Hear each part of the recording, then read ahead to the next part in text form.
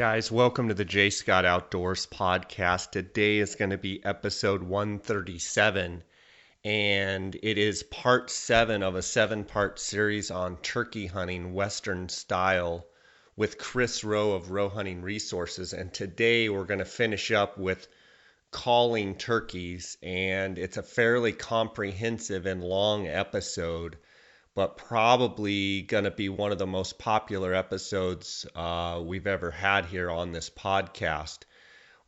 Chris and I are going to draw in audio from a bunch of different hunts and be able to commentate and talk about the different turkey sounds, why they're making some of those sounds, and get to pick apart the vocabulary of turkey language. So this is going to be an awesome episode. I want to thank you guys for all your support of this podcast. Would encourage you to send me emails, and also thank you for all the people that send me emails and comments every day, questions about the podcast. And you can email me at jscottoutdoors@gmail.com. You can follow along our adventures on our YouTube channel, J. Scott Outdoors, on Instagram at J. Scott Outdoors, and my associate Dar Colburn at Dar Colburn. That's D-A-R-R, Dar Colburn. And of course, our website, jscottoutdoors.com, our guiding website, colburnsandschottoutfitters.com, and gouldsturkeyhunt.com. And spring turkey season for me is starting here this week. And I've got a bunch of Merriam's hunts, a Gould's hunt here in Arizona, and then New Mexico Merriam's, and a bunch of Gould's turkey hunts down in Mexico with our business, gouldsturkeyhunt.com. And I just thank you guys for your support of this podcast. And without you guys, it wouldn't be possible. I also like to thank our sponsors, especially our title sponsor. Go Hunt Insider is by far the most valuable tool a Western hunter could give themselves. Go Hunt Insider are the industry leaders and #1 source for Western hunting for a lot of reasons. They have changed the game for how hunts and hunting information is found. Within a matter of minutes, using Filtering 2.0, you'll be able to filter by state, species, residency, odds of drawing a tag, specific hunting dates, and harvest success percentages to find the hunts that fit exactly what you're looking for. If you're a guy that applies across the West or just in your home state but want to find some new opportunity, there's no better way than doing it using GoHunt.com Insider. As an exclusive offer to my listeners, if you sign up for the Insider membership for $149 a year, and use the J. Scott promo code at checkout, you'll receive a $50 KUIU gift card.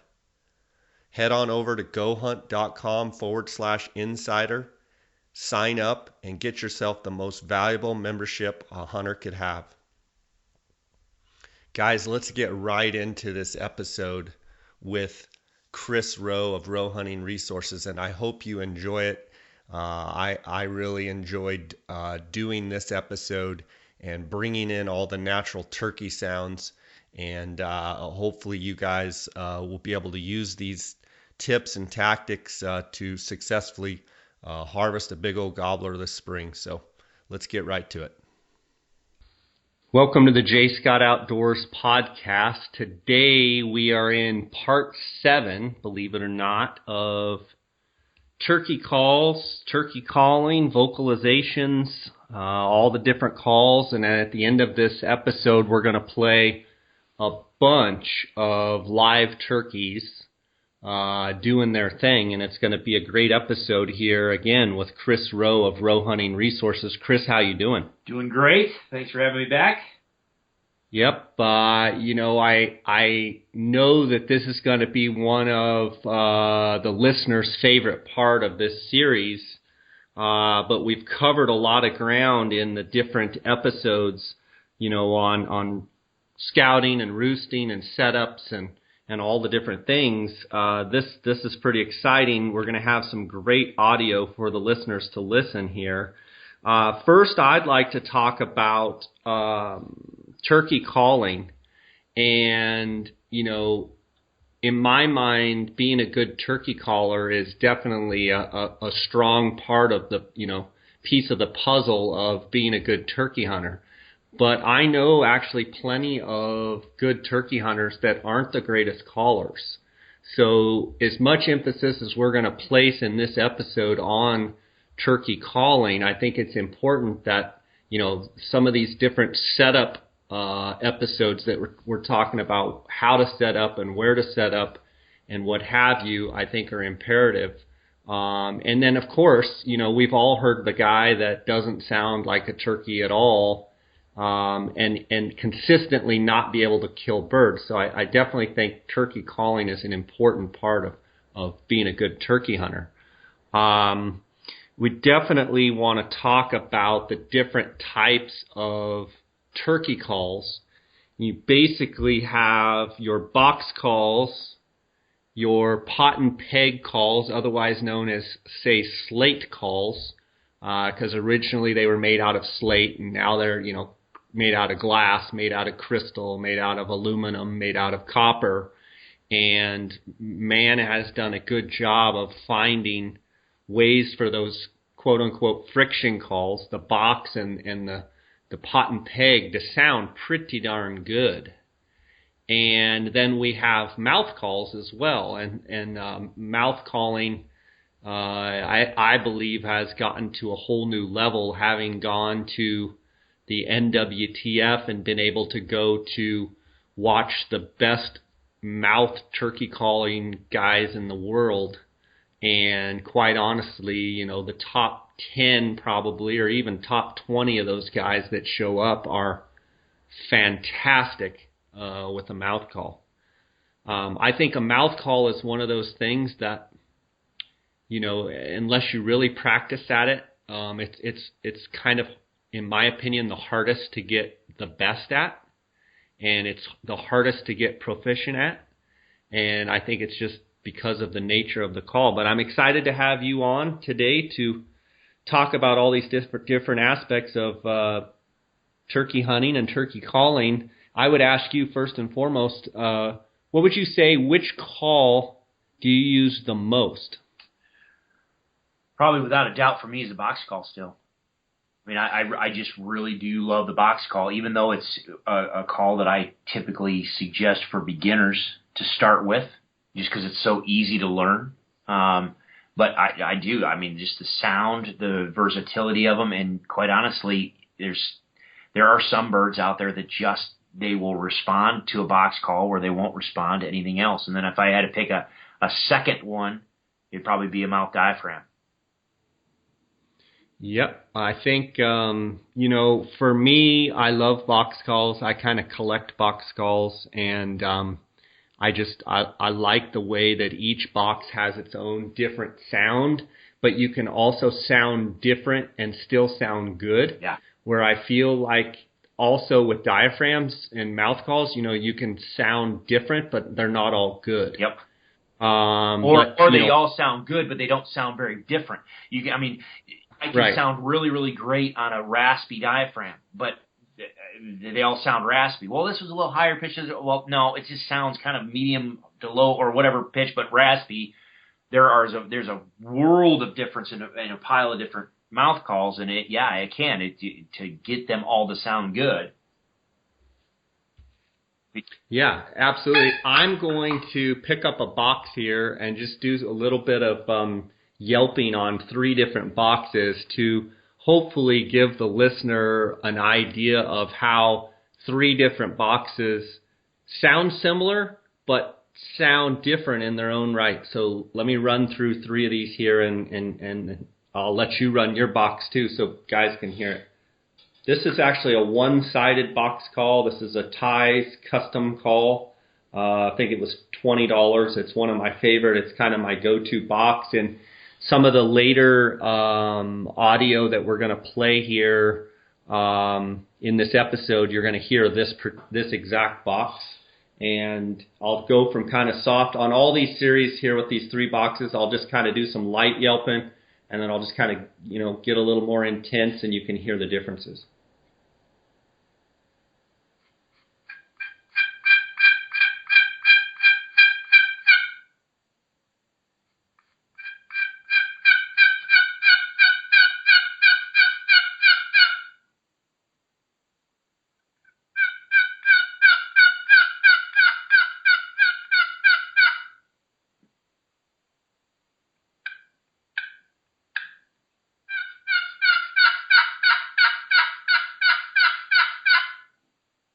Okay, that's the one-sided box call.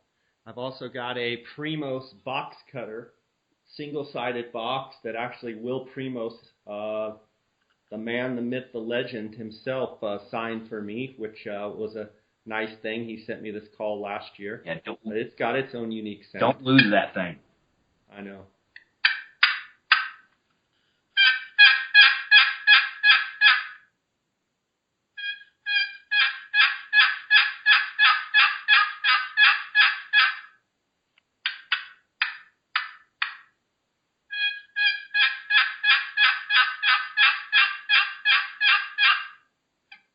Okay, that's the Primos box cutter. And then a Pollard's Elite. This is a double-sided call. Pollard's Elite calls from Charleston, Arkansas. And Jim Pollard's a multiple-time world champion turkey caller. And I like this raspy box. And Chris, you like this one too.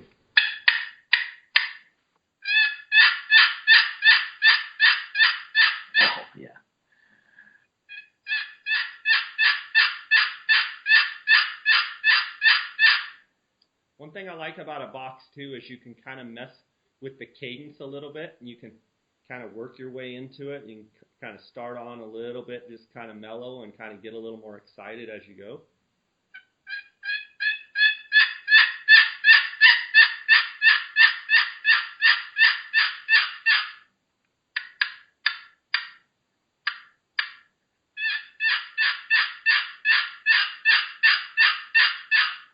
So that's the Pollard box. Chris, let me hear some boxes of yours, or what you got. Well, I've just got the one here with me. I got the other ones downstairs. I'm remiss that I didn't bring everything with me, but I'm getting ready for season now. So, no, I just let me take a break here a minute. What people need to realize, what Jay needs to realize is if I am ever at his house, that box call that he just ran had better be hidden very, very well.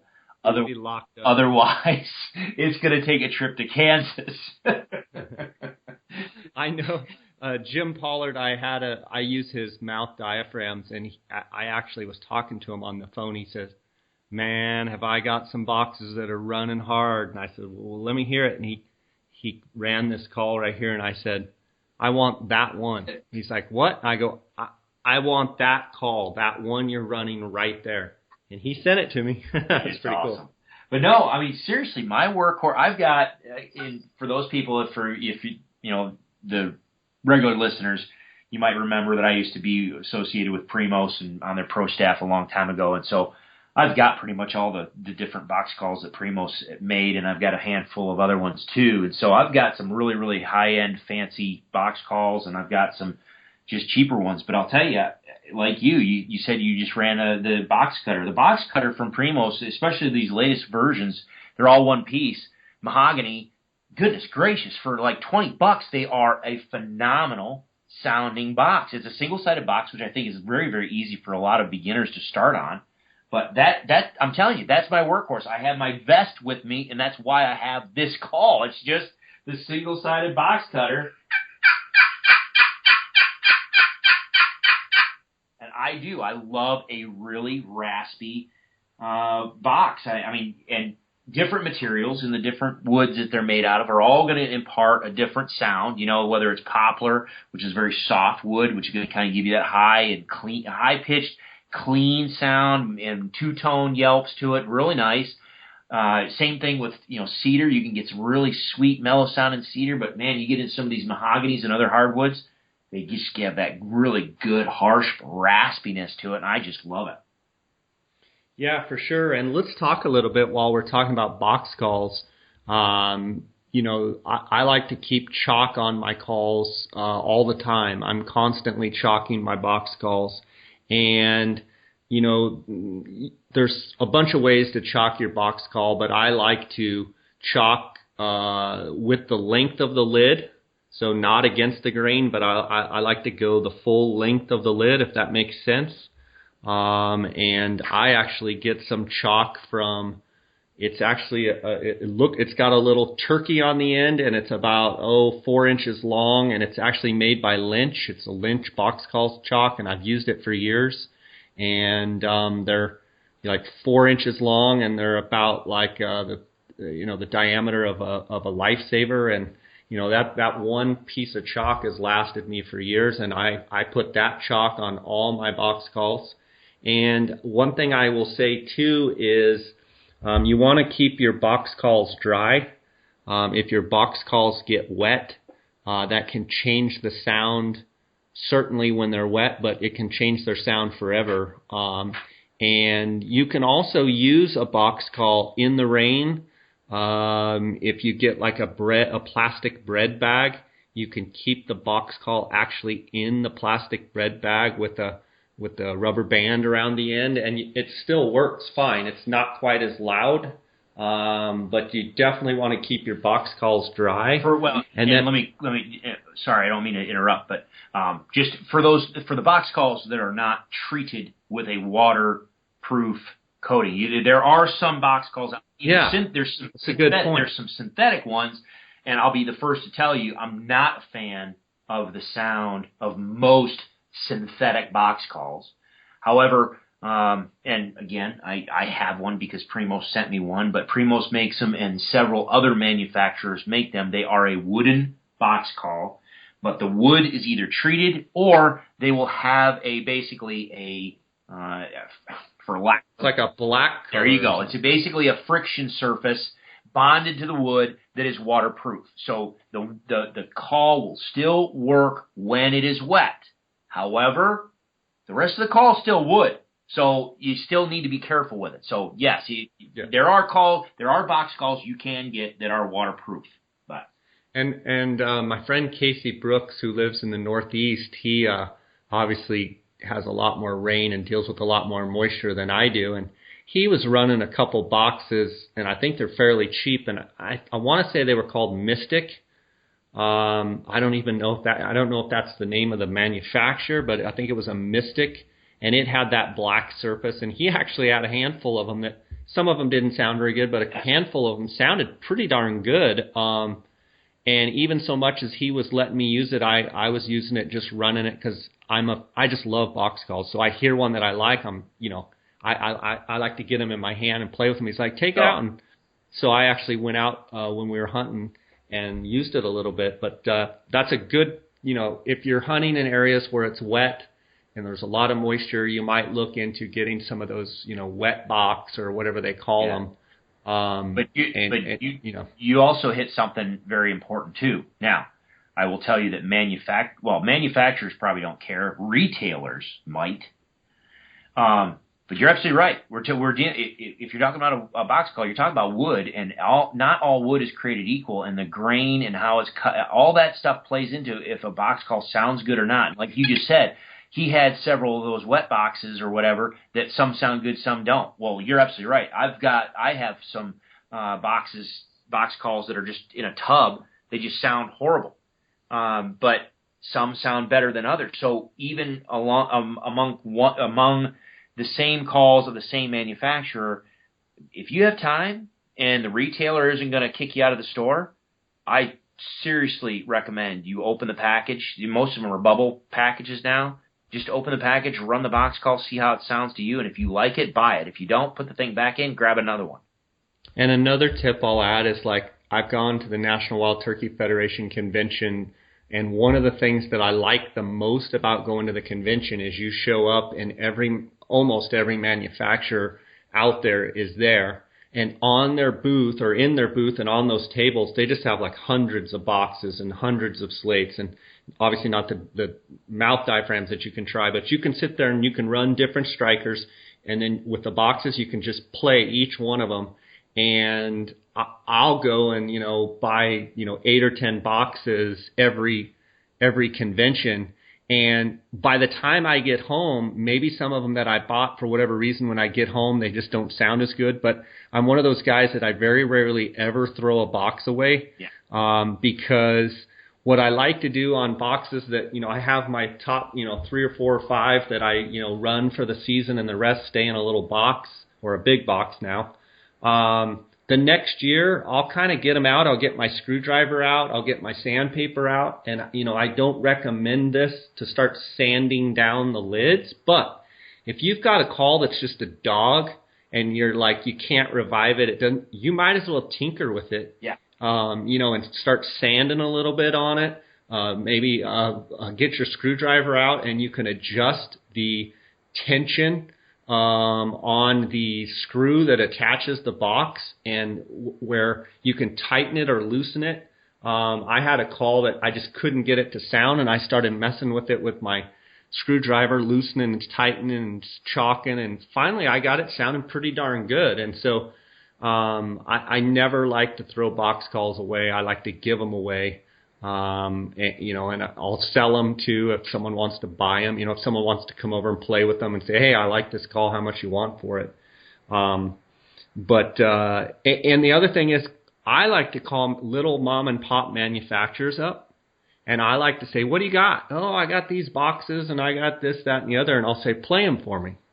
So they'll play them right over the phone, and I'll say, nah, give me something a little sweeter. And so they'll, okay, yeah, give me something a little more raspy. Okay, I want those too. And I think that's pretty cool how you can, talk to these guys and have them play them for you over the phone, and then you kind of know what you're getting. Yeah, and that is very true for cedar. Cedar is a very fickle wood. And so, yeah, I mean, man, you get a good cedar box call, geez, oh, Pete, it's worth its weight in gold. But finding a good one can be a nightmare sometimes. Let's take a break right here, Chris, and then we'll go right back into the different calls. Since 1982, the Outdoorsman's in Phoenix has made it their goal to provide the very best customer service combined with the latest and greatest optics and accessories in the business. Outdoorsman's is the leading designer and manufacturer of high-quality tripods and mounting accessories for any hunter's optical needs. Go to outdoorsmans.com or call 1-800-291-8065 and use the J. Scott promo code to receive 10% off all Outdoorsman's packs and pack accessories. Okay, that's we've covered box calls. Let's talk a little bit about the other friction calls. Let's just talk about for this episode. Let's just talk about slate calls or pot and peg calls, and I'll run this. This actually, I've had this Primos Crystal, the Freak, and I've probably had, let's say, 50 or 60 other pot calls, and I always kind of go back to this one.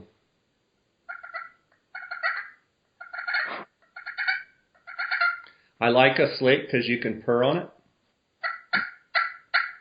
You can cluck on it. You can yelp on it. And one thing I found with pot and peg calls is all strikers sound different. So I'm a collector of strikers as well. I've probably got, 30 or 40 or maybe more strikers. And sometimes I end up mixing one manufacturer with another and find a sound that I like. I like a crystal call, and I like I've got a Woodhaven slate call in my vest.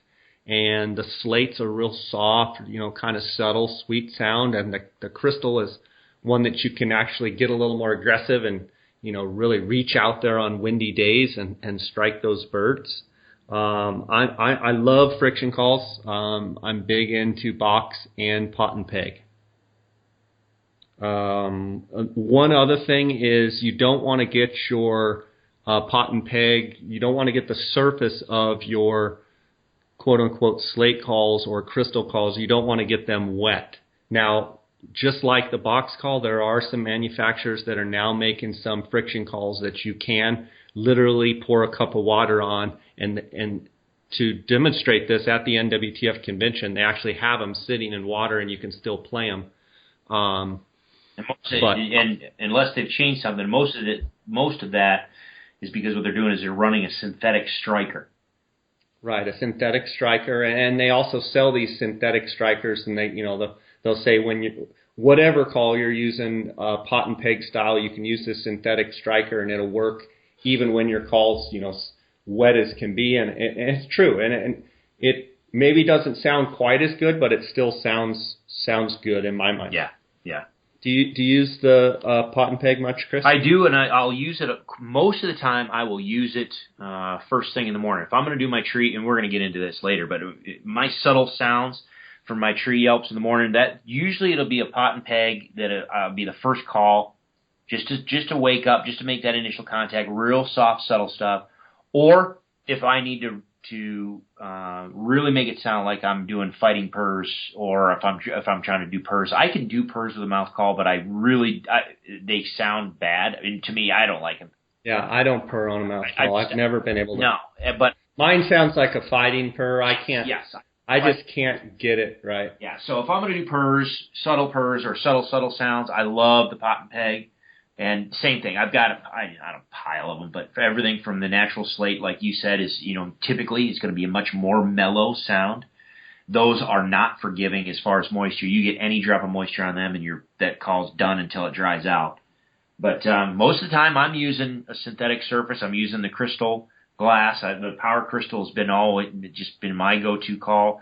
Or there's some that used to have a titanium infused surface that had built-in grit to it, or a ceramic surface. I mean, there's so many different surfaces out there that you just really need to put one in your hand, play with it, and then see which one gives you the best sound and which one responds well to you and how you hold things, because that makes a big difference as well. Yeah, and I will say that you want to not palm the call and muff the sound. You want to kind of, in my mind, hold the call like you would if like, I don't know what the term is, that like holds a diamond in a ring. It like kind of holds it up in the air. That's kind of how you want to hold these pot and peg, because you want the sound to be able to echo out through the bottom. Yeah. So don't just maul it with your hand. Yeah. Yeah. Make sure. Kind of hold it in your fingers. Well, and I will say that some will say, "Oh no, you can hold it." Okay. Basically, Jay's right, but the basic thing is with a pot and peg style call, you want to hold it around the perimeter of the call, not on the bottom. The sound comes out of the bottom of the call. And so as long as you're not contacting the bottom of that call excessively or at all, you'll have better resonance, you'll have better tone, better sound, and depending on how you call and how you hold that, you can better direct or make it loud or make it soft. But yeah, you hold the perimeter of the call, not on the bottom. So you don't set it flat on your leg and then use it from there, unless you buy a call specifically that's manufactured to give you room underneath there. There's Primos makes one like that has this little chamber on there so you can put it on your leg. But there's some manufacturers that make a little stand that you can clamp to your call so you can clamp it to your leg. So just remember, the sound comes out the bottom of the call, and you don't want to muffle that. Yeah, and as far as care for pot and peg style calls, one thing is you want to sand the call, okay, which is what Chris, you can hear him doing in the background. And sometimes you want to sand the tip of your striker too, to keep it where you want that maximum friction. What grade sandpaper are you using? I use the real fine sandpaper. And I think with each surface it's different. Sometimes you want a little grittier and sometimes you want a little finer. Yep. And quite honest, and I know this sounds like all sorts of qualifications, but quite honestly, it also depends on the peg you're using and how you hold it and how you do it. So some people have a very firm grip to where they can get away with a fine fine sanding. Other people have a very soft grip to where they can use probably a little bit more aggressive sanding. I mean, these things, that's the thing is, I mean, you can dive down the rabbit hole on getting into calls and just getting geeked out by, all the different calls and how you play with them. But yeah, you want that friction. You need to have that friction. So many people call me, they'll buy a brand new call and they're like, this thing, I can't get any sound out of it. Well, okay, you just pulled it out of the package and it literally came out of the mold, slick as a glass table. You need to rough it up. Yeah, so Chris, do you have a friction call, a pot call right there that you could run? Yeah. And same thing with Jay. I've got, I don't know how many stinking strikers because each one's different. But the Power Crystals usually has a very crisp, clean, higher pitch sound to it.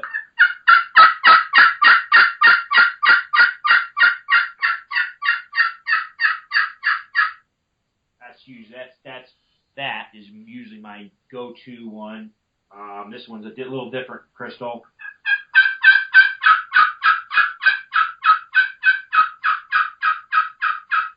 And I'm out on the edge on that one just to try to get a little bit more of a two-tone yelp on it. But yeah, that Power Crystal is pretty much the one I go to all the time. I mean, it's just a good, consistent sound to it. And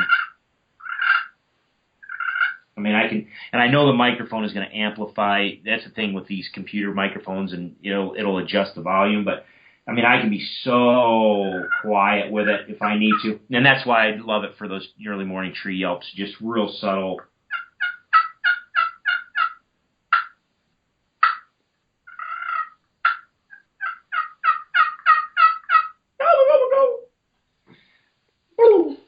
That's awesome stuff. And then we've got mouth calls.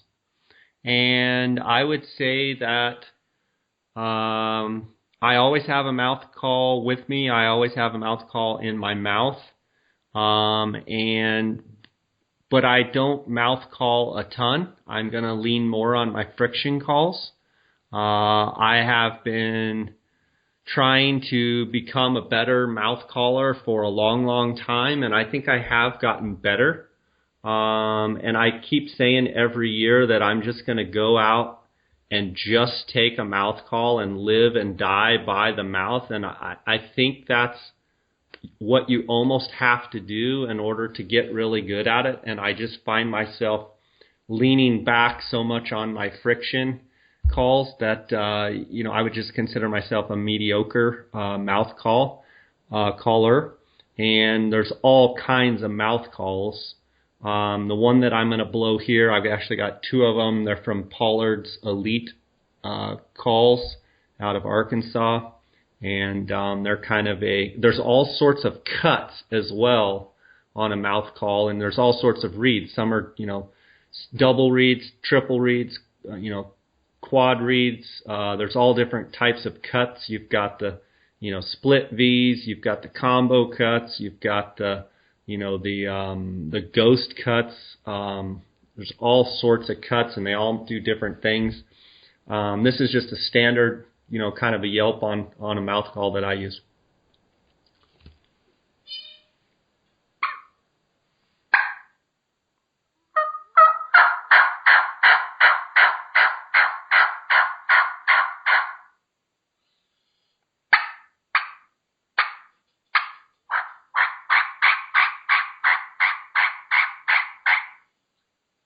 Kind of a raspy. Yeah. Raspy. And then this is another one.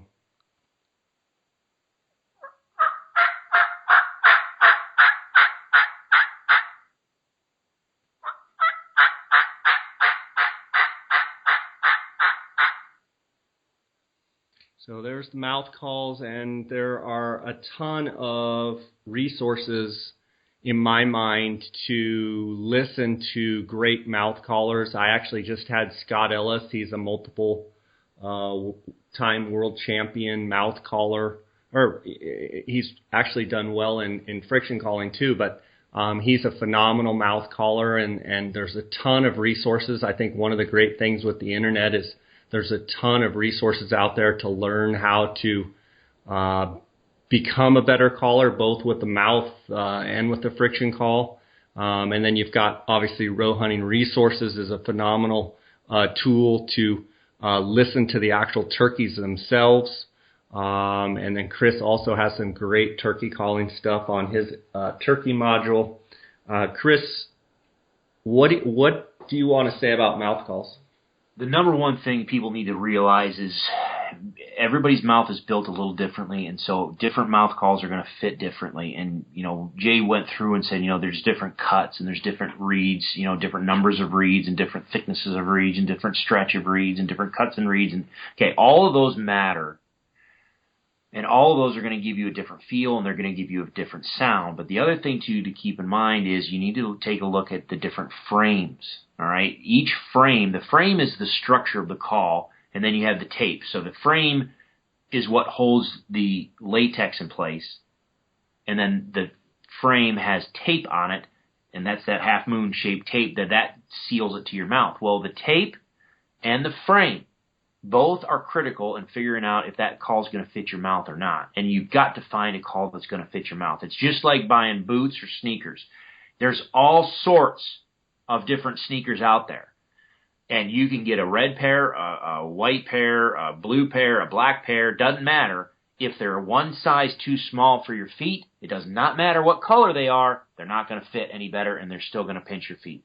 All right? So beyond just looking at the different cuts, I always tell people, if you're going to start out, if you're just now starting out, you're a beginner, or if you want to play around with new ones, get a variety pack, because there's even some that are just straight regular frames, and there's others that have the sound dome or the palette plate or whatever. There's different styles of frames, there's different sizes of frames, and there's different materials with the tape. If you get a variety pack, which I recommend you do, make sure that variety pack has a variety of types of calls, not just versions of the same call. Make sense? So that way it will let you figure out which one works for. Maybe you have a small palette and you need a mini. Well, there are a number of different people that make mini frames and all sorts of different calls inside those mini frames. Well, great. You just know you need a mini frame. So just stay within the mini frames. Or maybe you like a palette plate style. Okay, well, there's several, Bugling Bull and Primos make the palette plate, and you can buy a pile of different versions, but they have the palette plate and they work for you. So keep that in mind. Make sure you play around with different styles, find the one that you get the best sound out of that you can work comfortably, and then branch out and go from there.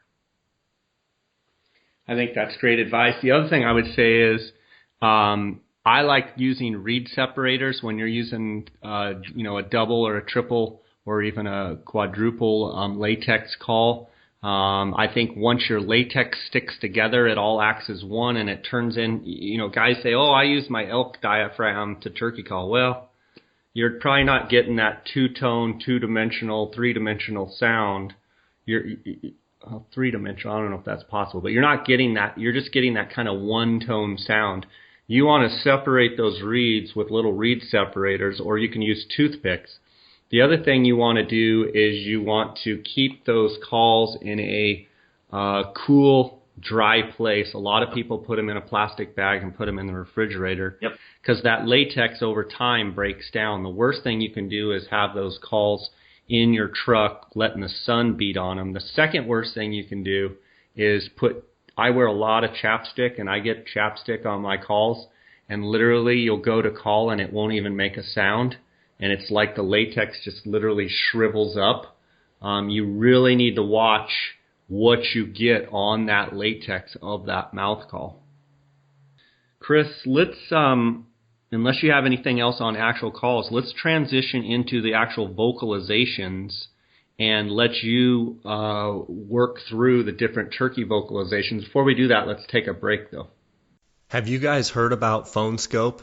PhoneScope is a privately held company that makes custom-molded, precisely engineered smartphone digiscoping adapters. Photographing wildlife has never been easier. Take digiscoping photos and videos from your smartphone and share them with your friends. PhoneScope stands behind their product with a 100% money-back guarantee.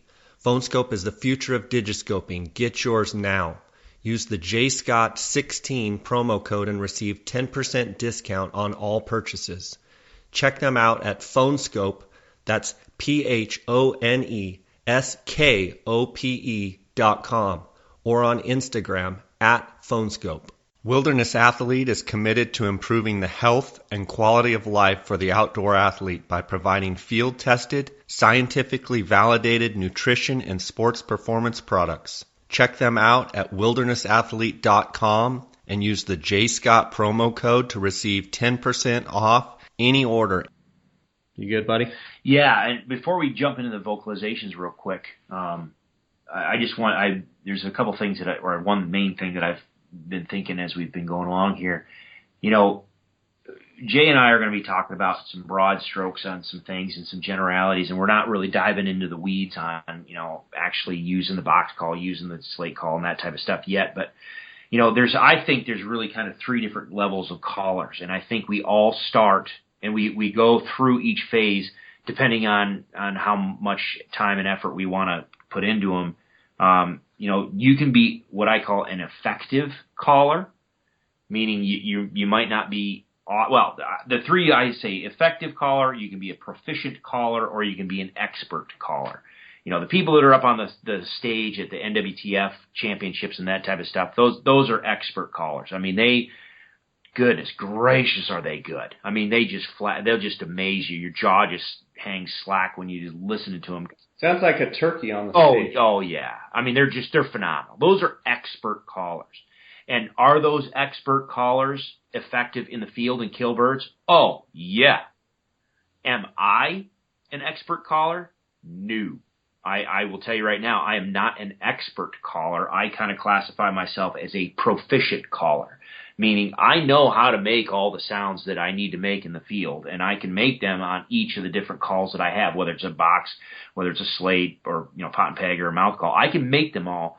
But I'm not going to sound like the guys on the stage. Like I said, I can purr on a mouth diaphragm, but I can do it loud. I can do a fighting purr, and it doesn't sound great. I really am not. I just don't have the skill set, even now, to be able to do a real soft, subtle, sexy, just light purr. Chris, to your point, I think you're making a great point in that everybody has their own strengths and weaknesses, and you can kill turkeys and just be an okay caller. Yeah, and that's what I call that effective caller, yeah. The converse of that, or the opposite of that, is I've heard a lot of guys on a mouth diaphragm that really have no business even using a diaphragm, and their buddy needs to be able to say, listen, buddy, stick to a box or a friction. It just doesn't sound right. And they'll say, well, they'll gobble to it. Yeah. If you're not consistently calling turkeys in with your mouth call consistently and calling hens in, you're probably not doing yourself any good. And I think, I don't want to talk people out of trying and, working on their calling, but, I've heard a lot of guys, and quite honestly, I've just finally gotten to the point where I'm not one of them, but I'm not far above. But I've heard a lot of guys that really have no business trying to kill a turkey, using their time efficiently, and blowing a diaphragm. Well, if you're one of those, use a friction call where your inconsistencies and your lack of practicing and quote-unquote talent will be hidden a little bit in these other devices. Well, and I would argue that, there's people out there that are still struggling with a box call or a slate call most of the time, and not to dive into the entire turkey module on my website, but I go into all this. There's fundamentals, core fundamentals on how to operate the call, and I don't care whether and then fundamentals of the structure of the vocalization that the hen is doing. So the yelp is probably the most ubiquitous. Everybody talks about yelping. Okay, well, there is a fundamental structure to a yelp. We can talk about different volumes. We can talk about different cadence. We can talk about different raspiness. We can talk about different pitch. All of those that's fine. Those separate different hens from different hens and different vocalizations from different vocalizations. But the general structure of a yelp generally speaking, has a lower portion, a higher portion. There's a roll over that shoulder, that break where it goes to high to low. and one leads into another. There are certain fundamentals that if a person is struggling with on a mouth diaphragm, or they don't sound realistic, or they don't sound realistic on a box call, or they don't sound realistic on a slate call, my experience is if they know how to run the call that they're running, most of the time it's just that they either don't know, they've forgotten, or they just aren't executing the fundamentals of the vocalizations themselves. And so, and I obviously, and I don't know how, Jay, you tell me, I mean, I don't know how far down in the weeds you want to get on some of this, because we want to try to make this into one episode, but goodness gracious, we can make it into 3 on itself. But well, I think you hit the nail on the head too, in that, you know, you've got a lot of stuff on Row Hunting Resources where people can learn about cadence and timing and, you know, the fundamentals of good turkey calling and running the calls. I mean, you know, when you run a box, there's a way. I mean, when you run that lid across the soundboard, you want to do it in a certain way so that way you do get that two-tone sound out of it. And then from there, once you understand why that box call works the way it does and how you get that fundamental sound, then you go, oh, I want to be loud and I want to be raspy. Okay, run that sucker hard and fast. Okay, but I want to be soft and subtle. Okay, do that. Don't move it as much.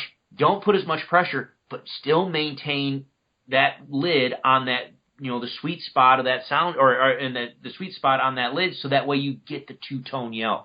So people that struggle with sounding good, or, you know, they hear people and they're like, oh my gosh, he sounds awesome, I suck, I'm not going to call. Most of the time, it's because you just need to understand how your call operates and how to get the fundamental sounds out of that call so that you properly execute a yelp or a cluck or a purr or whatever. So don't be discouraged. I mean, it's easy to identify, and I think anybody can identify it and look at it and see it. And again, I don't know if you want to get into that here or if you want to keep people. It's up to you. But I think, you know, don't be discouraged. But I'm also playing a little bit of the devil's advocate of I guide turkey hunters. And I've had guys that have shot lots and lots of turkeys, and they come and they say they want to do their own calling, and then they go into their calling repertoire, so to speak, and I just shake my head thinking, how in the world did they even ever kill a turkey? Yeah.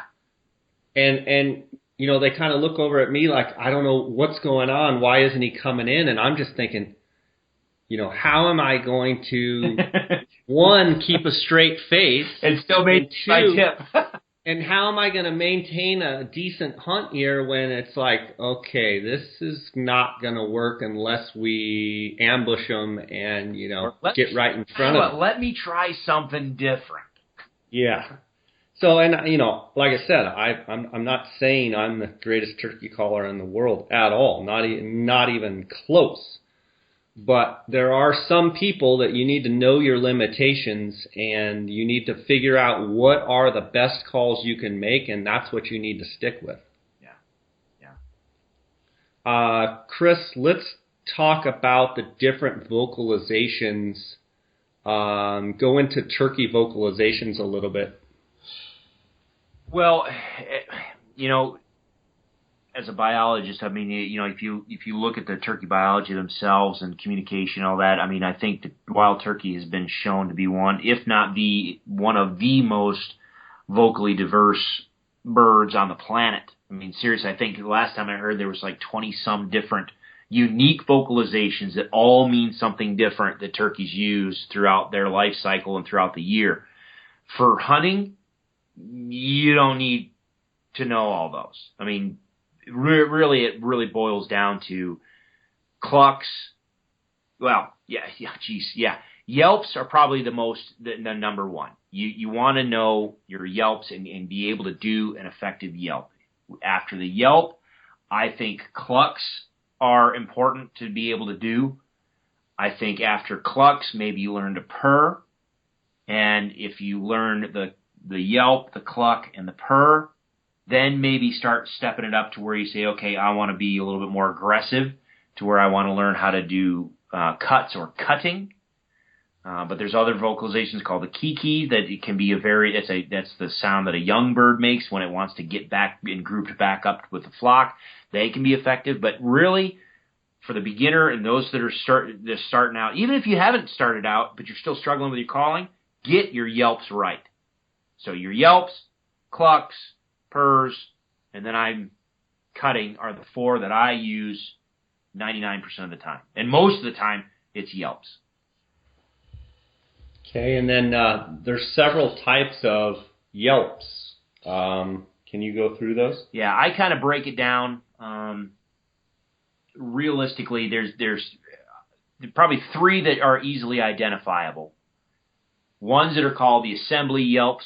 They are typically used by a hen, especially when she's dealing with her poults. It keeps the poults together, keeps the group together. Oftentimes, they're going to be very, very high-pitched. They're going to be very, very quick, fast-paced. Jay, do you want me to play an audio clip of it now, or do you want to do those later? Yeah. Okay. I think that'd be great. All right. Well, while I'm talking about it, I'll cue it up a little bit. And I can always edit it in, too. Yeah, no, it's right here. But those are usually high-pitched, fast-paced. Now, all right, let me set this up. This is me. You're going to hear me doing kikis just with my whistle. That's me whistling.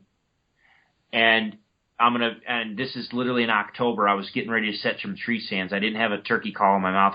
I'm yelping with my voice, so don't judge me. But it's a hen with poults, and they're in a standing milo field, and they're only like 30 yards from me, and they were making their way to me, but she was out there with her poults, and the poults were kikiing, and she was doing the assembly yelps, and so that's what I did. I was just trying to sucker her out of, and this is all on the turkey module. It's the video. You can actually watch the birds doing this, but I tried suckering her out of the milo so I can get some video footage of her. So that was just me kikiing, but here you go.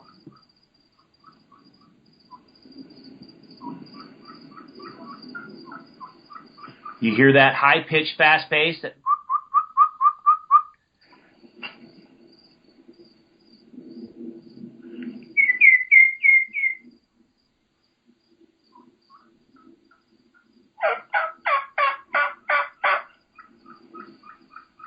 There she is.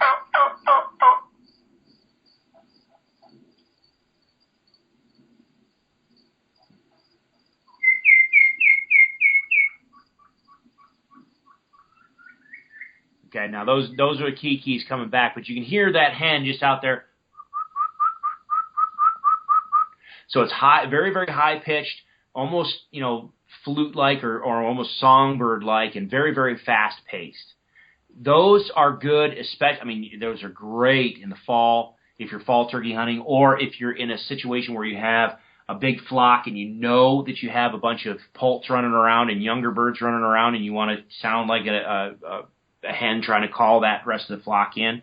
But the assembly yelps are not something that I use a lot.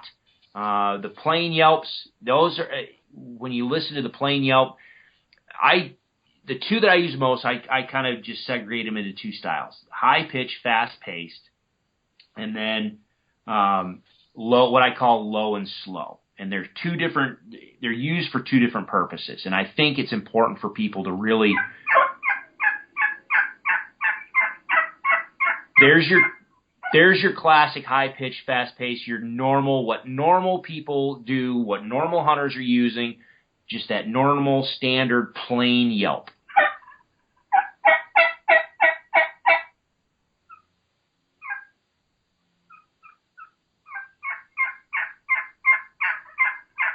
Okay, and we've got some more plain yelps. We'll talk, at the end here. Jay's got some audio clips that are awesome.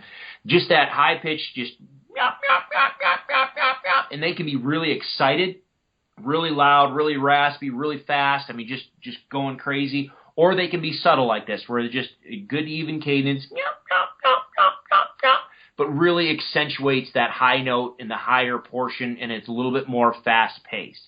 And then from there, the other one, and this one is, typically people will say, well, this is, the vocalizations of a boss tom or a old mature, or excuse me, not a boss tom, boss hen or an old mature hen.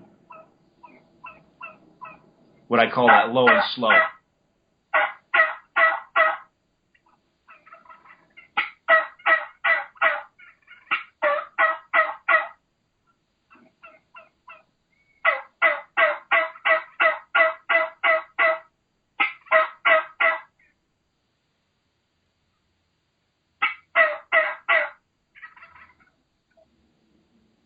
You can hear how, and I'm calling out, I'm going to play it some more here in a minute, but you can hear how in this case, I'm not accentuating the high note of the call. I'm accentuating that lower note and almost going, ow, ow, ow, ow, to it.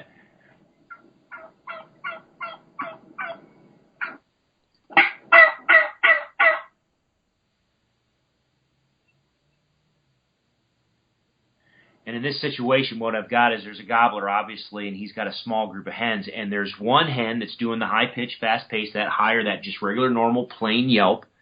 And she, you know, and that's the beautiful thing about being able to watch the video and watch the body language and the body posturing of the birds, because it's really going to help you understand what they expect from what they hear and what they expect from you from what they're saying. Their body language says a lot. And so you got one hen in here that's doing that high-pitched, fast-paced, just a standard plain yelp.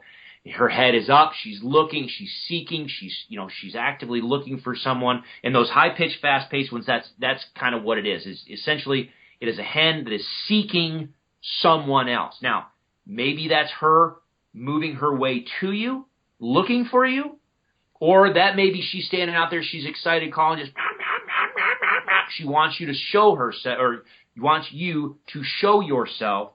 They want to get grouped up. They want to get together, but it's seeking. Whereas this one, when you get to that low and slow, most of the time that is a dominant hen that's saying, no, no, no, no. There's the high pitched. And I just mimic her. And then you can hear that low and slow, ow, ow, ow. That's a hen saying, no, I'm the dominant one. I'm not going to you. You just need to come to me, or I'm the one in charge of this group.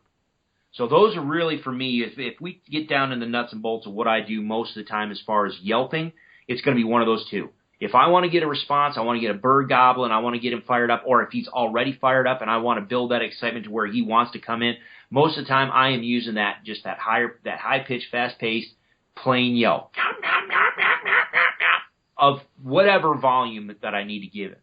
But if it gets to the point where he's hung up, or we talked about this in a previous episode, where if you have to challenge other hens, if you've got to go to battle with other hens, you cannot beat that low and slow. You get to that, ow, ow, ow, ow, and I mean, my gosh, you're screaming that you are a dominant hen. That flock needs to listen to you, not the other hens, and it's a great way to get those birds to all come your way. So for me, those are my two. That's my bread and butter: the high pitched, fast paced, plain yelp, and then that just low and slow yelp. Let's take a quick break right here. Utah Hydrographics is in the water transfer printing service, and they are open to whatever you can dream up. Choose from a wide range of camo patterns, designs, and colors. Whether it's guns, bows, tools, rifle stocks, vehicles, steering wheels, fenders, dashboards, paint guns, fishing rods, cups, tripods, watches, knife grips, helmets for a local sports team or for your motorcycle, picture frames, mailbox, animal skulls, you name it, they can probably do it. Utah Hydrographics loves taking things that are general looking and turns them into something that looks fantastic and eye-popping. Give them a call and see what they can do for you, and receive up to a 10% discount by using the JScott16 promo code. Visit them at utahhydrographics.com or on Instagram at Utah Hydrographics. Whether you are interested in elk, deer, antelope, bighorn sheep, or moose, Western Hunter and Elk Hunter magazines will bring the adventure to your mailbox.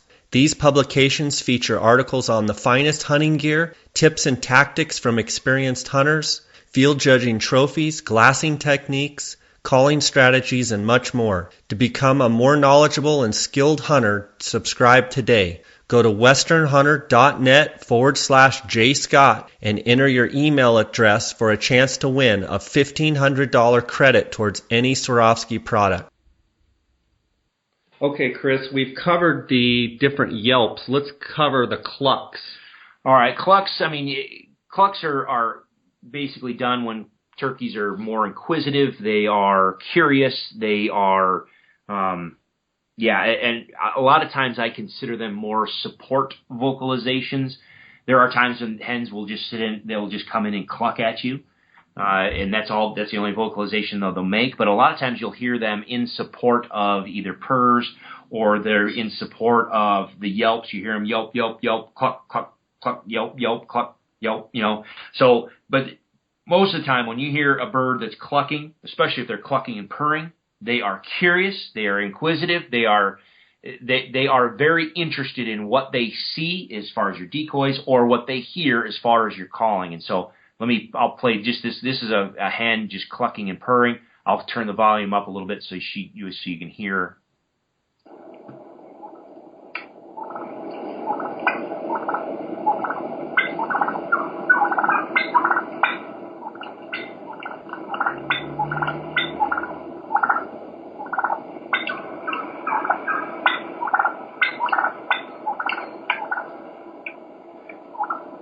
And in this case, this hen, basically, she's coming in and she sees the decoys, and I mean, she can't get there fast enough. She's just looking and really curious, checking them out, just going in and out of them, just loving them. So clucks, again, are another vocalization that I think people should learn to use, simply because of that. Because sometimes if you want to be really subtle and quiet, but you want to still relay the idea that there's hens around, or a hen around, and that she's just minding her own business and she's just curious about what else is going on, you'll hear a few just clucks here and there, and maybe add some purrs in there with it. If you want to add some realism to your yelps and you want to add another layers, you can yelp and then put your clucks in there with it. So clucks for me are probably the second tier of the something that I'm going to learn to do, and likewise the purrs. The purrs, those are typically made by a very content hen or very content turkey when they're very soft and subtle. All right, very content, inquisitive. You heard her doing those clucks and purrs. However, the purr vocalization can, when it starts to increase in volume, it can start to relay also a level of agitation, and that's why they say fighting purrs. And I know, Jay, you got a good clip of that that we'll play here in a second. But fighting purrs, you get very, very, very loud, very, very harsh and raucous. And I mean, when I say loud, they can just get flat out extremely loud, and they just carry on forever, it seems. So I want to say something about the cluck on a box call, and maybe you can demonstrate it on a box or on a friction call. There's a lot of way to do the clucks with a box call. You can simply put your finger and kind of block the lid, and then with your right hand, just kind of pop it like this.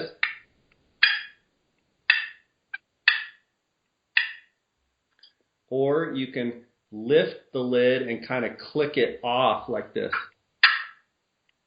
There you go. And that's my favorite way. And then you can run that into a yelp.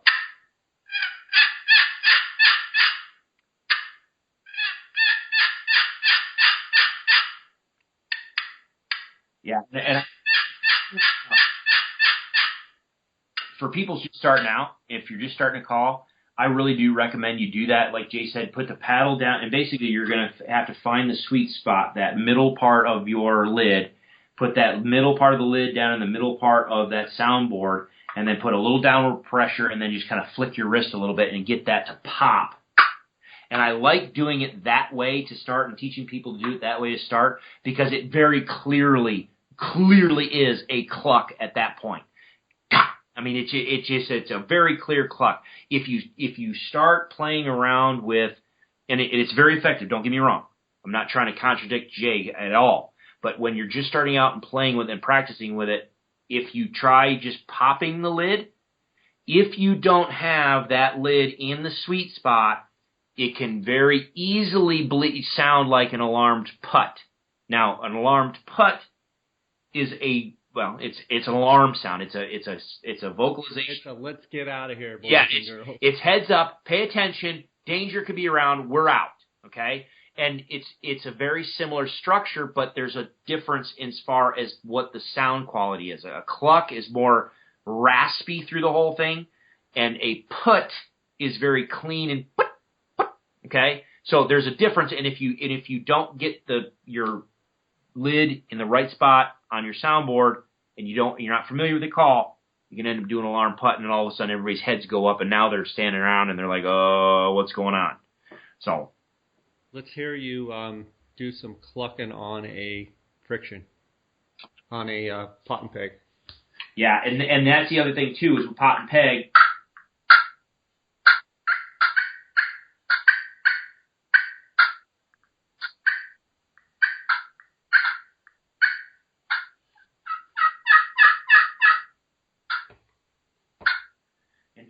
For the friction calls, again, you can spend some time in practice, but put your striker to the surface, put some downward pressure. You want a little bit of an angle to that, this is where audio does not help you. You really need to watch somebody and see a video or watch somebody do it, because the angle of that striker is important. But you're basically pushing it in just to put a little bit of pressure into the surface of that, and apply a little bit of pressure with your finger until that pops, and just give that nice single pop, all right, for your cluck. And you can do it loud, you can do it soft, all based on how much pressure you put on your finger and how much downward pressure into the surface you do. And then on a pot and peg style call, the other thing that's nice about them is you oftentimes will find a sweet spot in the middle of the call that gives you that nice low, mellow, or really raspy sounds. Or you can start to creep out to the edge of those calls, and you can also get a higher pitch, a little bit cleaner sound. So you can really diversify the sounds that you're making with that pot and peg style call just from the place you put that striker on that surface. Great point. Great point there. Chris, let's roll into the clips and the different sounds that we have here and run some of those. Sure. Let's set up that first it's Rennell's hunt. We're down in Sonora, Mexico. This is we had birds roosted from the night before, and it's real early in the morning. What you're going to hear are these birds are still on the limb, and you're going to hear the progression of how the hens are kind of waking up, and they're going to get a little bit more amped up as the clip goes on, and it's a couple-minute clip here. And this is a perfect example of how I work birds off the roost when there's hens involved. You'll notice how I kind of get a little more into it as the clip progresses. So let's roll that clip.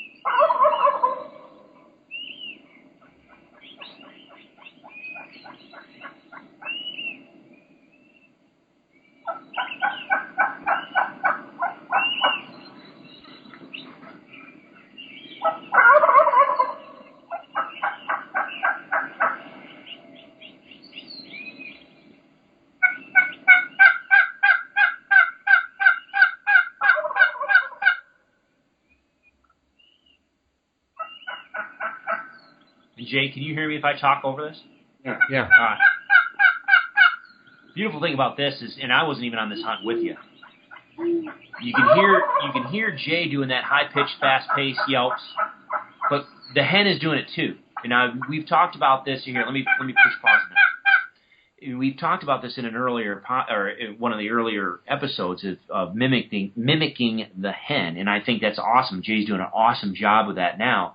But if you listen to that hen, again, if you remember back to what I just said a little bit ago about the high-pitched, fast pace, it's a hen that is seeking, that is inquisitive.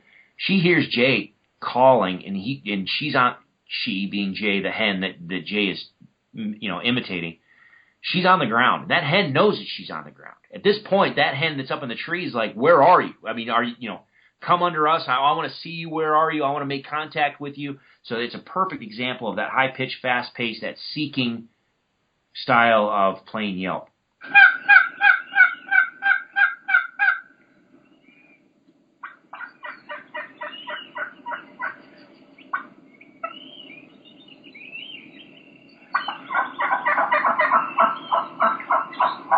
All right, sorry. I don't mean to keep interrupting, but there's another good point right there. I'm gonna jump right back. I'm gonna jump right back to this point right here because this is cool. You can hear two hens doing the exact same vocalization, but you're gonna be able to tell that they're two different hens. One's got a little bit of a different voice than the other.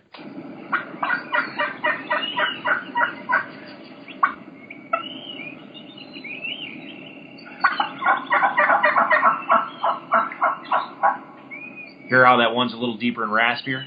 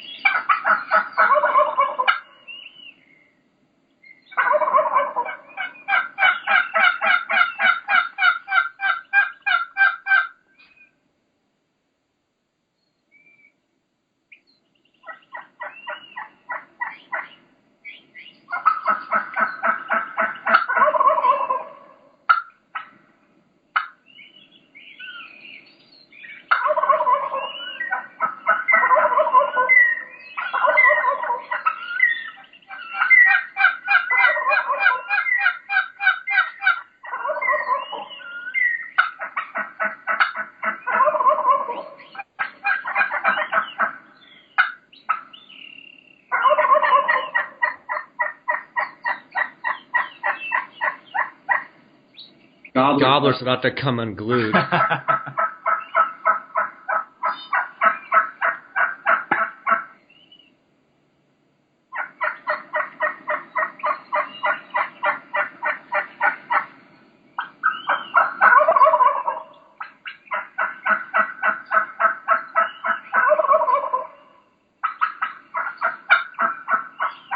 Okay, let me pause that real quick. You heard that just... That's where you start getting that cutting. Cutting is very similar to clucks. I mean, they're essentially the exact same thing. They're the same form. The structure of the vocalization is the same form, except they just smash a whole bunch of them together in very, very fast, rapid succession, and they can be a little bit more elevated as far as volume and pitch. But because you've heard clucks throughout this whole thing. But again, these hens are trying to figure out where Jay is and wondering why they haven't been able to see her, the hens yet, and her moving around down there, and so are getting more and more incessant about, I want to see you, I want to make contact with you. So they just keep, the number of yelps they're doing, the string of yelps is getting longer, and they're starting to throw more clucks in there, and now she starts throwing some cuts in there. It's awesome.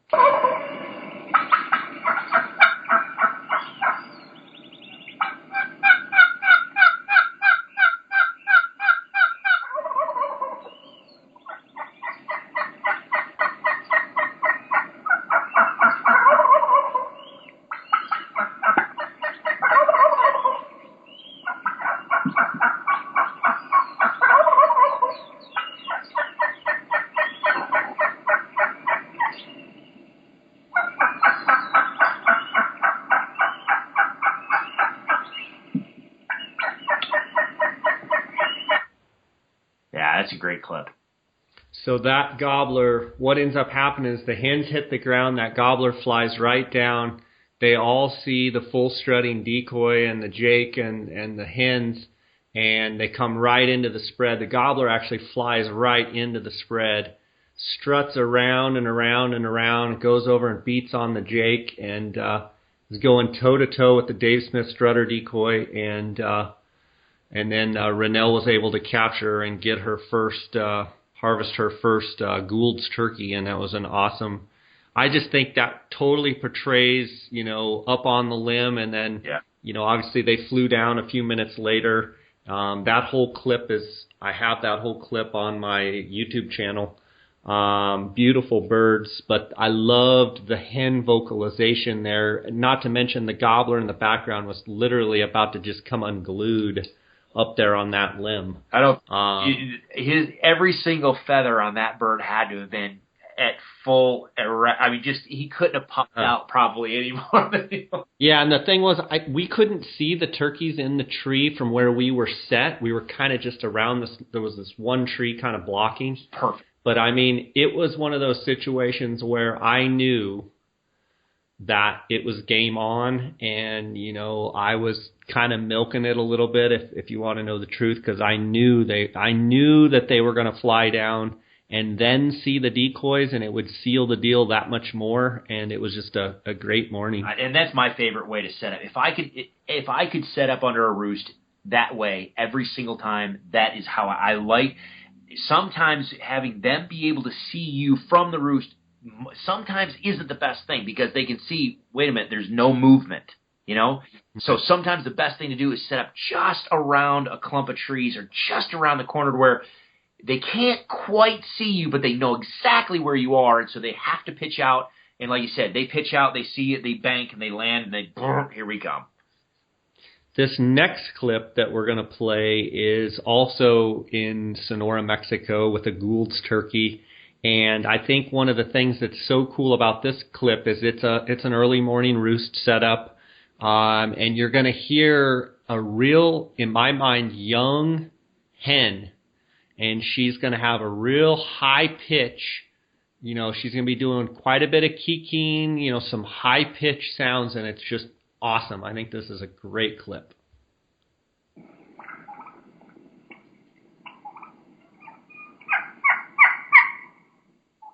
Real high pitch there.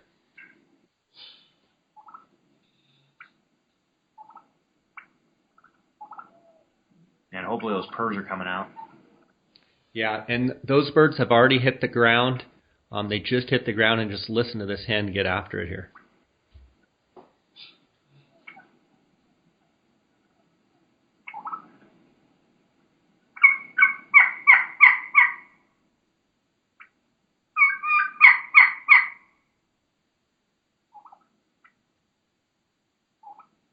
For those that have heard it before, that's typically there you go, there's another one. Typically considered a key run, where they do a key, the young hen sounds, and then run right into a yelp.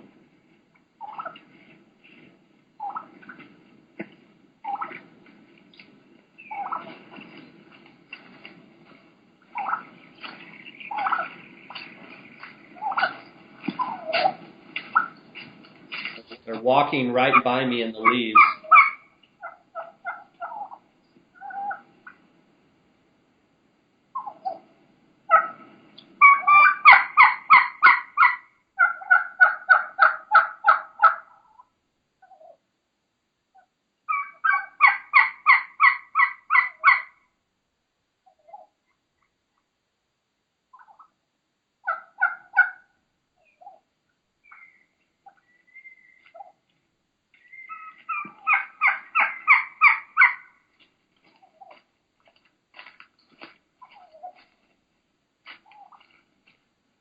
The beautiful part about that is, and if people pay attention, the structure of the vocalizations is the same, but you can clearly tell that there are two different hens there, at least two different hens.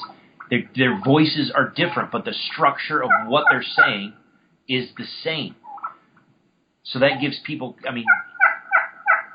it should give you confidence that you don't have to sound like your buddy. You don't have to sound perfect. You're going to sound like an individual hen. You just have to have the structure right.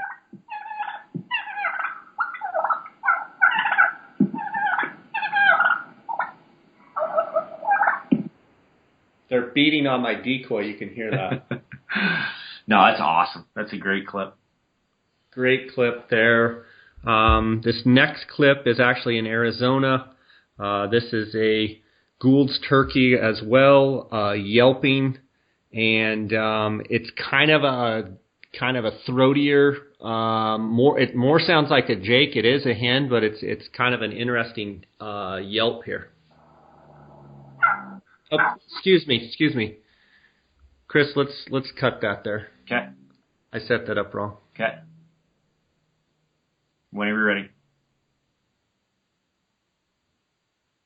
Okay, this next clip is actually in Arizona. I was fortunate to guide a friend of mine, Casey Brooks, on the Arizona auction Gould's hunt last year.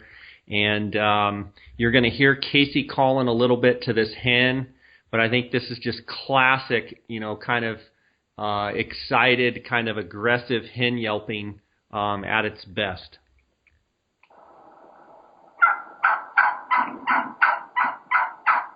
Oh yeah, that low and slow, oh yeah. That hen thinks she is the dominant hen in the area, and by dang it, you better be listening to her.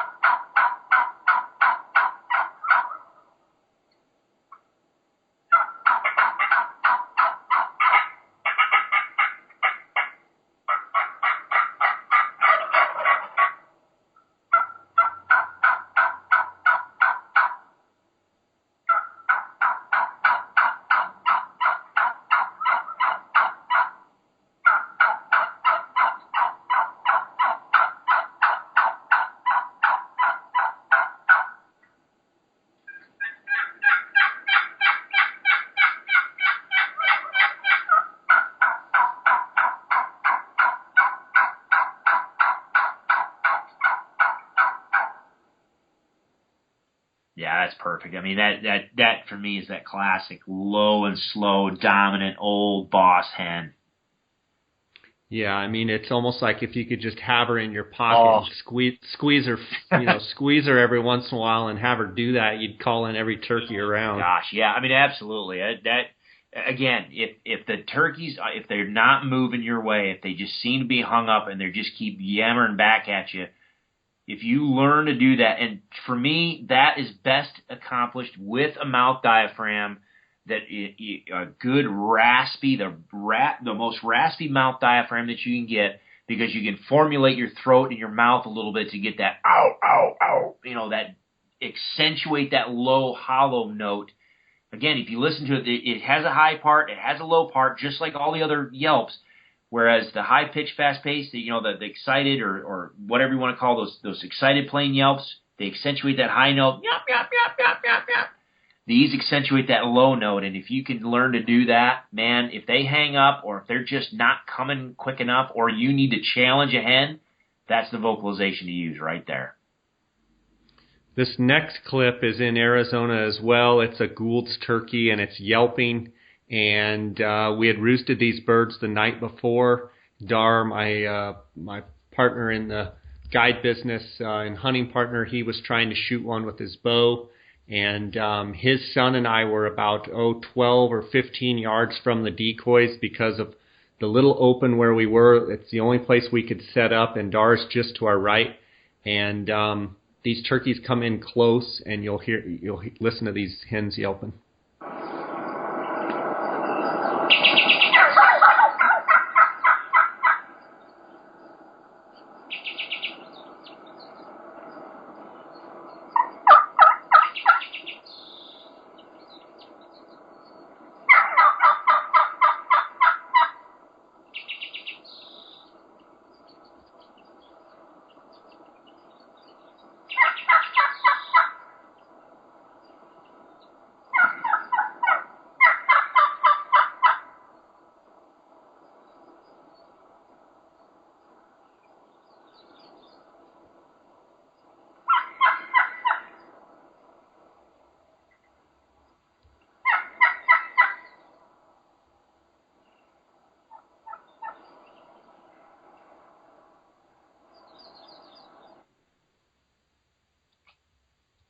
Great clip there of those hens just yelping, having a real raspy tone. Yeah, the thing is I love that clip, but I almost hate it because she shows you right there. You can throw the rule book out the window.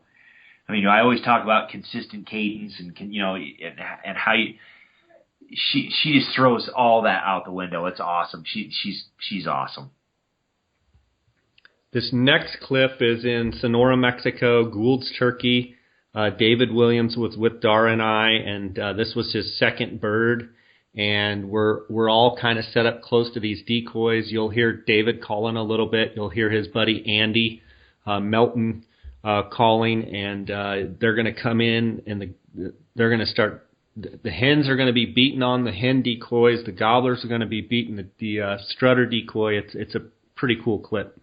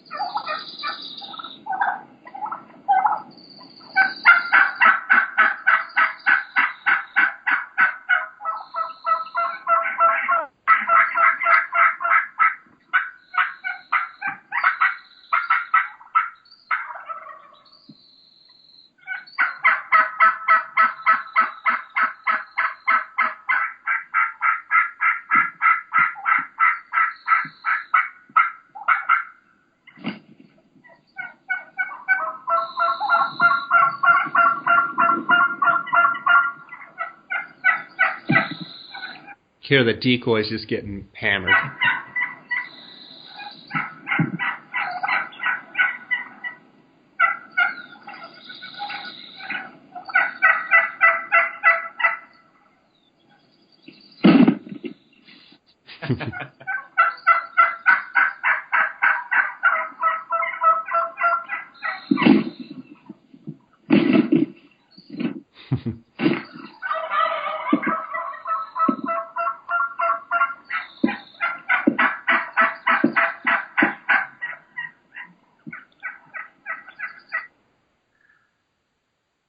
The funny part is, if you ever get to see that, the thing that always just makes me laugh is they're hitting plastic. You can hear it being plastic. It doesn't feel like feathers. It doesn't sound like feathers, but they don't care. They just absolutely destroy them. Yeah, it's crazy. A couple years ago, I actually had a lone gobbler come in and knock the Dave Smith strutter down, and literally I have video of it for 30 minutes. He sat there and he pecked the eyeball of the Dave Smith turkey in the eyeball until finally I just said, let's just go ahead and shoot him. And my client, boom, shot him. And I went up there and all of the paint in the eye and around the eye was all off from the bird just sitting there pecking over and over. They can be a ruthless bunch for sure. Oh, yeah. Oh, yeah.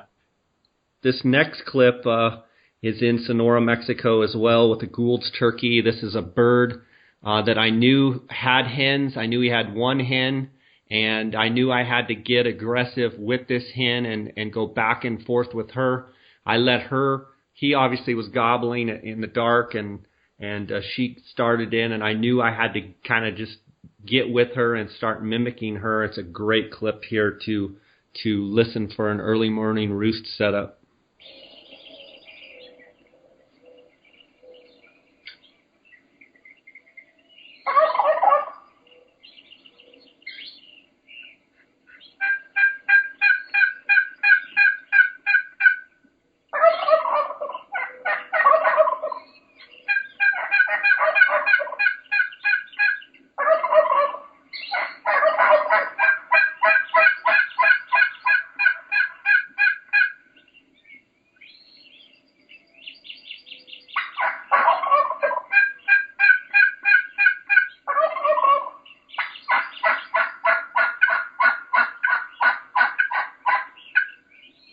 Notice how like I'm not letting her finish too, and it's just frustrating her.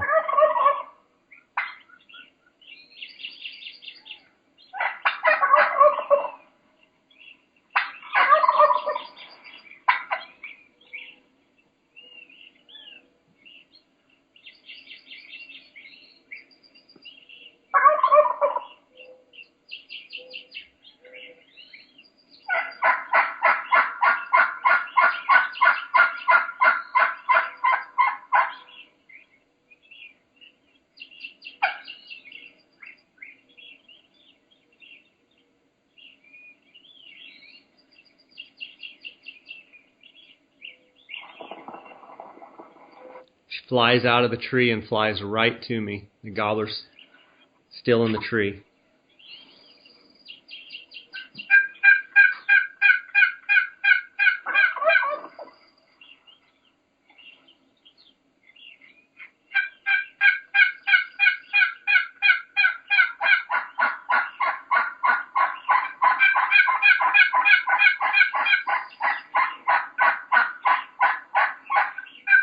You can tell she's walking right to me.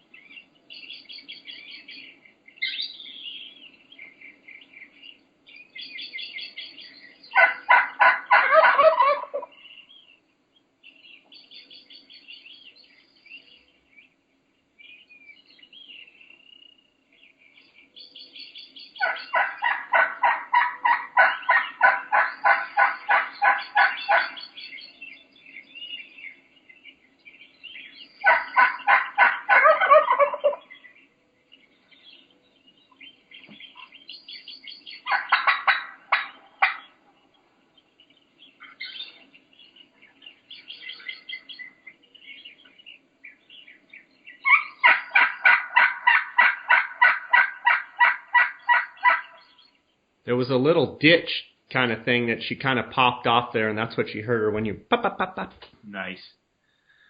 So what's going on in that clip is she was coming towards me, and I'm thinking she's going to get right here by me. I want that gobbler to come down, but I figured at that point I finally just kind of shut up and figured that the gobbler would fly down to her and come to both of us. And if I called too much, being too close to her, I felt like she was going to know something was up, because on that particular set I didn't have decoys out, and luckily the gobbler did fly down, and he actually kind of flew over on this bench, and then he went ahead and flew down and came right in, and my hunter was able to shoot him. Nice. This next setup is an early morning roost setup in Arizona, and you can just hear. This is early season. This is kind of when they're still in those big flocks that we talked about in some of the setup episodes. You'll just hear a bunch of chaos. There's a bunch of hens and a bunch of gobblers in the tree.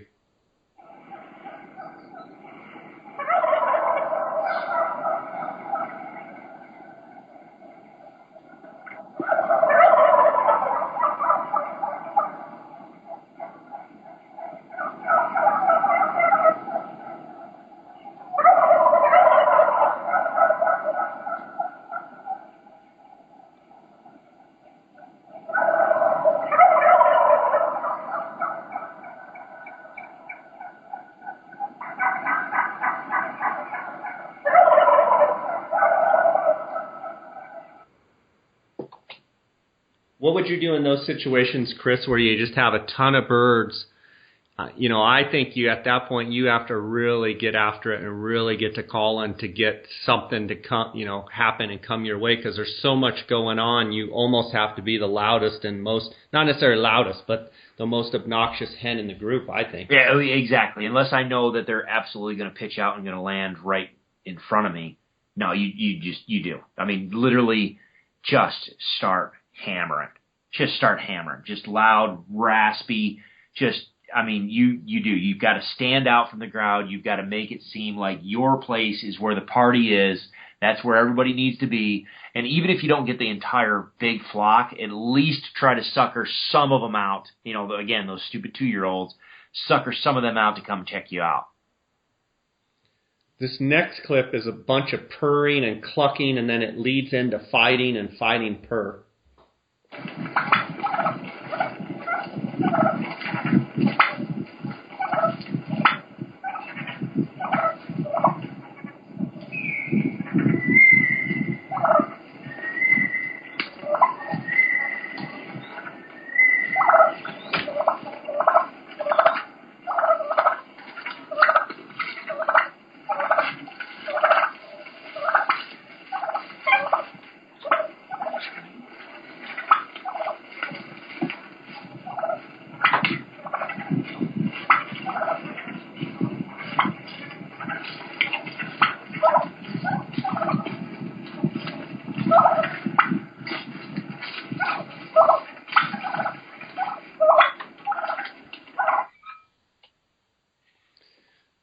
Chris, I think it should be pointed out that like that fighting purr kind of, if you've got a friend sitting next to you and you both are running pot and peg, you can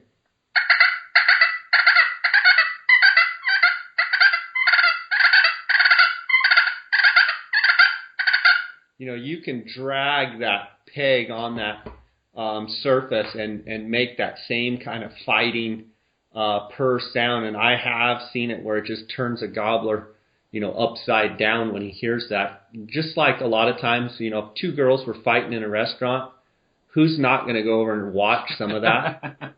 I mean, I know I would be the first to stand up and kind of check out and see what's going on for sure. Well, and that and adding them in between yelps. I mean, you'll hear some hens start just that excited yelp and just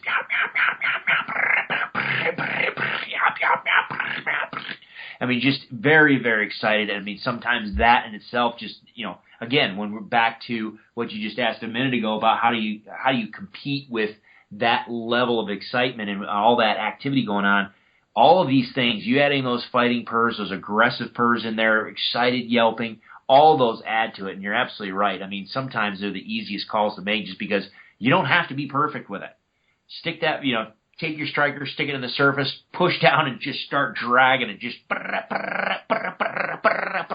and have your buddy in there, adding it, throwing in a whole bunch of yelps and clucks and cuts and everything. Just build that just absolute cacophony of just excitement and just, oh, yeah. I mean, sometimes that's literally what it takes to get them coming, and sometimes when you do, they just drop whatever they're doing, and they're coming in, they're full strut, but they can't run fast enough. They're just about tripping over themselves to get to you.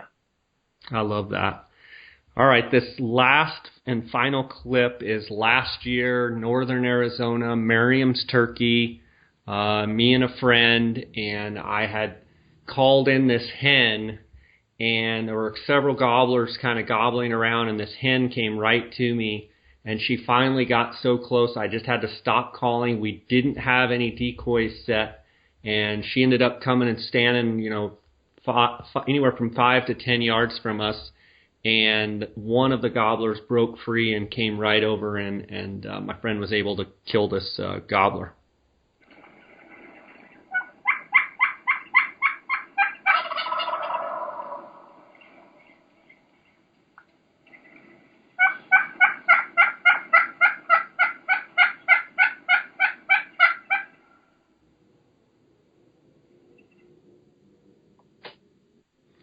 I think the thing to learn from that is just that rapid kind of aggressive yelping. Would you agree, Chris? Well, I mean, that's really, from my opinion, not being able to see the video, or not having seen the video yet, my guess is her head was up. She was looking. I mean, that's borderline assembly yelps, like a hen looking for, trying to gather the group together, trying to just get everybody to pool together. But no, it is. I mean, and that's the thing is, I mean, you don't have to be perfect. You just have to get the structure right. I mean, you heard how many hens sound different. They all have the same two-tone yelp. They have different levels of raspiness, different levels of clarity, but they all exhibit different cadence in there. So they all sound like different hens, but they have that same, starts a little bit low, or high and then goes low, yelp, yelp. And you don't have to sound perfect. You can be, like I said, we go back to the beginning, that effective caller. I'm not you don't have to be a perfect caller, just effective and get the fundamentals right. But there's so much variability in all the hens and the sounds they make. I mean, you darn sure can kill gobblers every year. Yeah, and I'm going to show and kind of demonstrate how I assembly yelp on a box call. And it's kind of a real short, choppy stroke, and I've had a lot of success with this.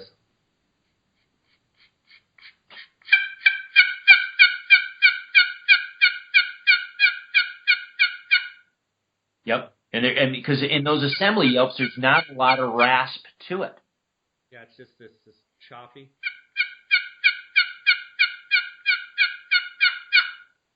Okay, and then, like you're saying, low and slow and that raspy hen on this box, just listen to this.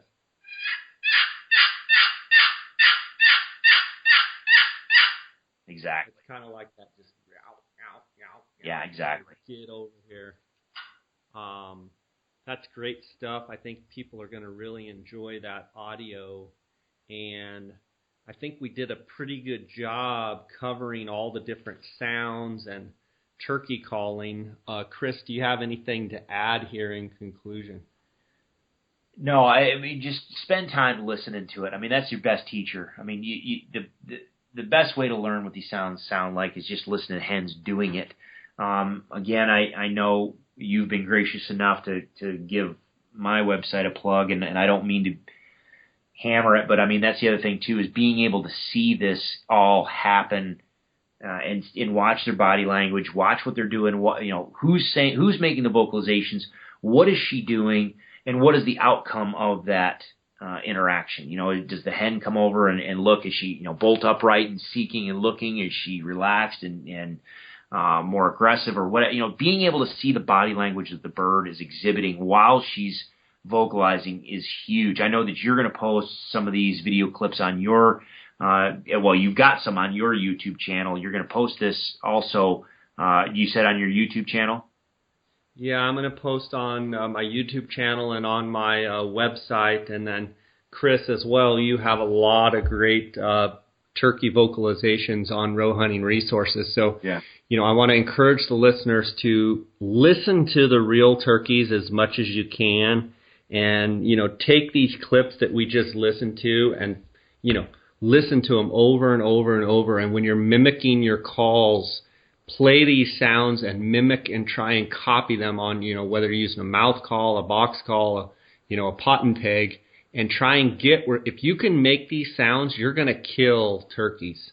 And if you can get to where you can, pretty much listen to these clips and mimic these sounds exactly, you're going to kill a lot of turkeys. Well, and the other thing too, and I'm going to go back to what we talked about earlier, the fundamentals of how to make the sounds. Now, I know there's some people that are going to be sitting here going, scratching your heads, still maybe a little confused about how we made the sounds with the box call or how we made the sounds with the pot and peg. Jay, you've got stuff on your YouTube channel, but if you do choose to subscribe, I would really urge beginners, if you're just starting out, please consider subscribing to that turkey module, because the bulk of the turkey module is me showing you how do you make the sounds with a box call. How do you formulate a yelp properly? How do you hold the box? How do you put the lid down on the box? It talks about the fundamental basics of getting the structure of the vocalizations correct, and then you can launch from there. It builds just an absolute rock solid foundation of knowledge for you to catapult off of. So I think that for beginners, that's a huge benefit. And Chris, how do they find you? Just everything is for us is rowhuntingresources.com. Row Hunting Resources, ROE Hunting Resources. The website is rowhuntingresources.com. It's a subscription-based educational resource. Turkey module, I think, is like $15, so it's pretty cheap. And then if you use, if you get all the way through the subscription part, it'll ask for a coupon code or a promo code. You put in J Scott Podcast, and it'll knock 20% off. So it's a great deal for a heck of a lot of information. But by all means, you can follow us if you want to check out our YouTube channel. It's just Row Hunting Resources. On Instagram, Twitter, Facebook, all of it is all Row Hunting Resources. So definitely come over and check us out and let us know how we can help you. Awesome, buddy. Well, it's been great having you on, and this has been a fun series, and I just want to thank you for all your hard work, and look forward to getting out in the turkey woods, and appreciate you being on. Absolutely, my friend. Anytime. Thank you.